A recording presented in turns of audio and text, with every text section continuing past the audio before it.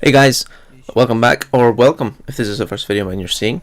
So today I wanted to go over just some general movement tips for every level.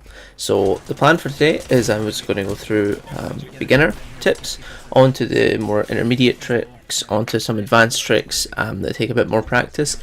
And if you are at any level of the game, you can learn any of these, of course. You don't need to be amazing at the game to do the advanced tricks. They'll just take a bit more learning time. Just a couple of things before we get started on that. I'd first like to say sorry for the long gap between this video and the last one. I've been really busy with work and university, and I've also been pretty sick. So my voice might sound a bit funny this video, that's why. But aside from that, I just want to say thank you very much again to anyone that's liked or subscribed or commented on any of my last videos. The support does go extremely noticed. I appreciate it a lot. Thank you. So, moving on quickly to the beginner tips. So the beginner tips for Apex Legends will be extremely simple. So these are for people maybe if you've never played in an FPS before really, or if you're just getting into first person shooters in general, or maybe if you're just not used to how the movement systems work in Apex yet, you know, if it's your first couple of games.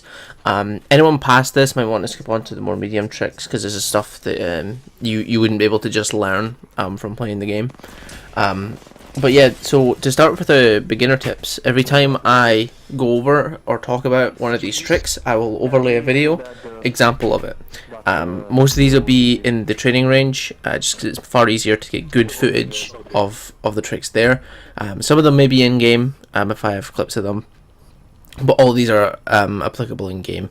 So the first one I want to talk about for beginner players is slide jumping. So what this means is when you're sprinting, every couple of seconds you want to do a slide. So on PC I use control, I'm not sure what it is on console, maybe circle, or is it B, to slide, and then jump at near the end of your slide. Because when you slide you get a boost in speed, and when you jump you conserve that speed. So what that means is for the whole time that you're sliding and you're jumping, you're going faster. So if you have two people, one just sprinting and one sprinting and intermittently sliding and then jumping, the one that's sliding and jumping will reach circle faster. So this is a good way to get more speed in a circle, to get ahead of people, to get loot, anything like that. So this trick you can move a lot faster around the map. It's also useful if someone's trying to get a shot on you. It makes it harder because your hitbox is constantly moving, so it makes it a lot harder to snipe you at range so you don't get one shot. So the second thing I want to go over that's fairly beginner is another, this is just a tip for general FPS games. When you're in a fight and you're fighting someone, you want to be AD strafing.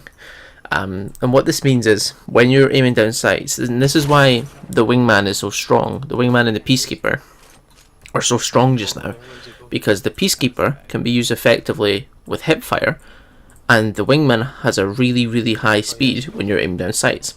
And the reason this is good is because if you can move fast when you're shooting at someone, you can AD strafe.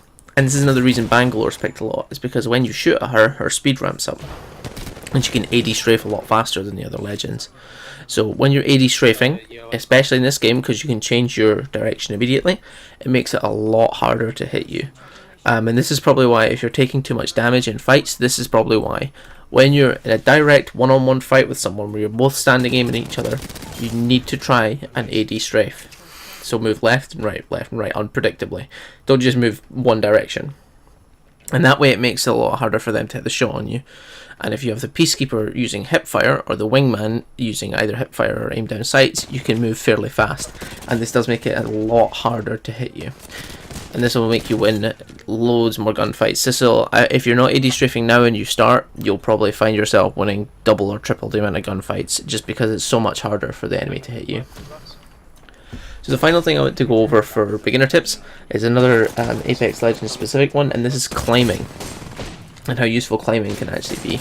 And this will chain on to one of the medium tips, the intermediate tips as well. So climbing in this game is something that feels quite unnatural at first. When I first started playing this game, just on launch day, I didn't realise it had a climbing mechanic in it, because holding space at a wall, there's not much feedback. But if you hold your jump button, so spacebar or X or is it A? I can't remember, sorry. So if you hold your jump button, you slowly climb up the wall, and you can reach higher areas doing this. And this is extremely useful for trying to get high ground or trying to move around the map, you know, climbing up cliffs and things, trying to get into circle.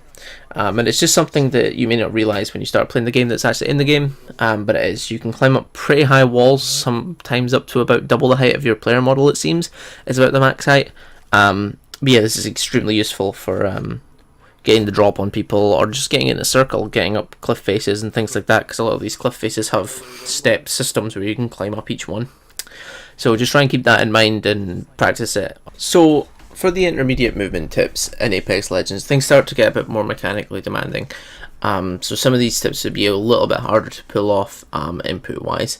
So the first tip I have for intermediate players is to learn how to bunny hop. Now I do have a whole other video on this on my channel already that goes over all of the things you need to know about bunny hopping with like key overlays and things.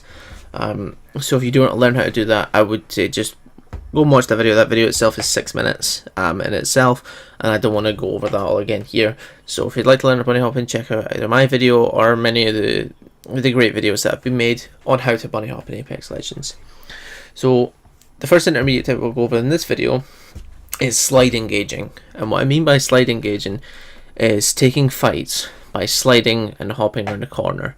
Now this works because when you slide, your hitbox gets a lot smaller. You essentially have a crouched hitbox with your legs leading. And what this means is when you slide around the corner, if they hit you in the leg, they get reduced damaged. And also it's harder to hit you because you're sliding. And you, when you slide and jump, can engage on them first because you're moving faster, you're pushing, so you have the advantage. And this is a great way to push someone rather than just walking around the corner. Because when you walk around the corner or run around the corner, your head's at a very predictable height, and if you're going against a reasonably good player, they'll have their aiming cursor pointed at that spot. They'll have their cursor placed where your head's going to be if you push them, if they know you're coming. And that means when you push around, if they're a good player, they will just hit you in the head and do a lot of damage. So slide engaging makes it a lot harder for the enemy to do a lot of damage to you before you can get around that corner properly. So the second thing I want to go over is door climbs. And this is useful a lot of the time, honestly, to get the loot ticks if they show up on a roof. And essentially what this is opening a door out the way. So you open one of the red doors out the way, you climb up on top of the door, and then you can use being on top of the door to climb on top of the roof. This one's fairly simple. It's not very mechanically demanding, but it's the thing that a lot of people don't know. So you can open the door, climb up on the door, then climb up onto the roof from there. It's just a useful tip to know. So the final intermediate tip I want to go over is something I mentioned in my aiming video, but I want to go over it a bit more in depth here. It's backsliding. Now this one's a little counterintuitive, and it's something that just happens in the game, and I don't really know why. So when you jump from a walking position, if you're walking backwards, if you jump and then slide, you get a slide momentum as if you were sprinting backwards, which is really strange. So what this means is you can be in a gunfight shooting at someone, just keep walking backwards, jump and slide, and you'll get a massive boost in momentum backwards, which makes it a lot harder for them to predict your movement. It's a really bizarre trick to try and get used to, but I'm doing it myself, and it has been extremely useful in gunfights to just be able to get that boost of momentum around a corner, or even just to use it to avoid shots, because no one expects you to all of a sudden slide away backwards from them. So this tip's better in fights or things like that. It's not really useful for getting around the map, but if you try and work it into your movement arsenal, it's another good trick to use. So the advanced tips. These things are a mix of extreme mechanical skill for some of them, and some of them, or one of them, is just something that's incredibly useful that a lot of people probably don't know, but that if you just try and get used to the timing of, will save you a lot of time in game when you add it all up. So the first thing I want to go over is the kick, cancel, fall, as I've so eloquently named it in my notes. So what this means is you can actually start your kick animation by looking down when you're falling. So normally when you're falling out of the air, when you land, when your character thuds down onto the ground, there's this couple of seconds where you can't move as fast. and it kind of keeps you in that spot, and it takes you a little bit to get back up to proper movement speed. However, if when you're near the ground you start your kick animation by looking down at the ground and hitting your melee button, what will happen there is your kick animation will override the animation of you being slowed. So you just have to wait for your kick animation to end before you can run. And this is a lot faster. It's almost twice as fast as just falling. What I'll do is I'll put up a comparison side by side here to show you the difference. So I can convince you of this if you don't believe me. So this is really useful, especially if you're being chased and shot at, because you never want to take that couple of seconds of standing almost still when you're trying to run away from a gunfight. So just trying to work this tip into your general gameplay is a good idea. If you watch some of my gameplays in the background of my videos, you'll maybe see me doing this quite a lot. It's just something that becomes a habit, and it's a good thing to have as a habit because it saves you a lot of time overall.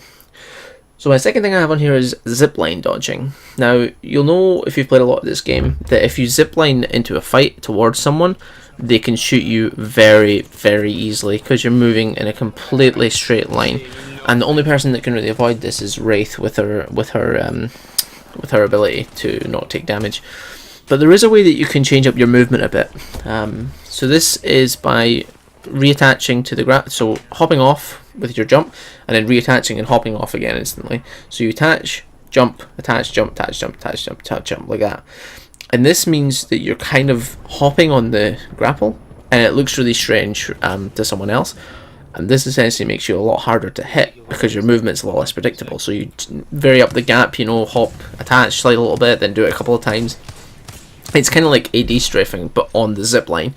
And by doing this, it makes it a lot harder to hit you.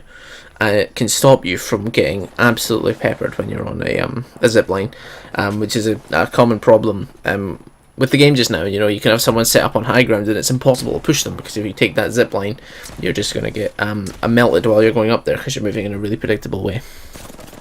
So just give this a bit of practice. It's really useful for trying to attack someone on a zip line. So my final tip is actually the hardest one to pull off, and it's a wall kick or a wall jump in Apex Legends. Because yes, there is actually a wall jump in Apex Legends. It's just quite difficult to pull off input wise. So the basics of the wall kick in Apex is you want to be running near a wall, kind of an angle. You do that, you then slide and then jump at the wall. You look at the wall perpendicular, so at 90 degrees, you want to be looking straight at the wall.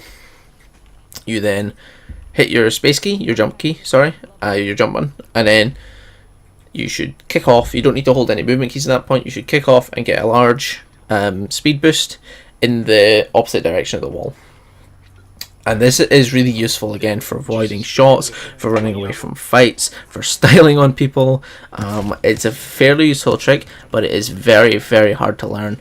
At least for me. I'm sure there's people that can pull it off easily. It just seemed counterintuitive to not hold it my backwards button when I was coming off the wall. But this is a really useful tip, and if you can master it, I can't even imagine what the potential of this trick would be. Just for running away, for getting extra speed. I saw a clip of a speedrunner that I watch a lot, Brian Attle, and he actually managed to chain 2 in a row. It was insane. He managed to chain 2 of the wall kicks in a row coming off of a grapple. So yeah, it has applications, and it's kind of up to you to decide what these are. That's kind of what I like about this game, is it has all these movement mechanics, and it's kind of up to us as the community to best find how to use them, which is really cool.